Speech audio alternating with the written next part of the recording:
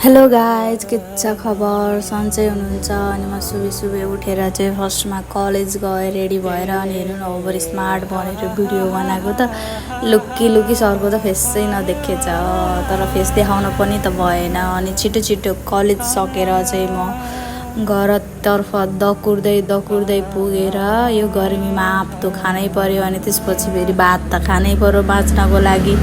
अनि भात खाएर रेडी भएर अनि म लागे कतातिर होला गाइज भनेर त सोच्नुहुन्न हजुरहरूले, किनकि थाहा छ मैले काम गर्छु।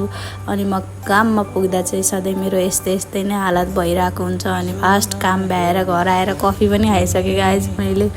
अनि म चाहिँ यो गर्मी पनि कफी खान्छु, कुन दिन डल्छु थाहा छैन। अनि त्यसपछि खाना त बनाउनै पर्यो, हतार खाना बनाएर। अनि को हुनुहुन्छ म जस्तो खाना पनि आफै बनाऊ, पढ्न पनि आफै जाऊ। कहिलेकाहीँ त क्या जाउ लाग्छ है, भोकै सुतौँ जस्तो हुन्छ। अनि कति दिन भोकै सुत्ने भने फेरि पकाउनु पर्यो। ल हेर्नु मेरो खाना रेडी भयो। अनि मलाई चाहिँ खासै पकाउन आउँदैन। अनि मेरो सामान आएको थियो अलिअलि, अनि सामान अनबक्सिङ गरेँ। अनि त्यसपछि मैले चाहिँ अनलाइन बिजनेस स्टार्ट गरेको छु, हजुरहरूलाई पनि थाहा होला। अनि म चाहिँ खाना खान लागेँ फेरि बेलुका।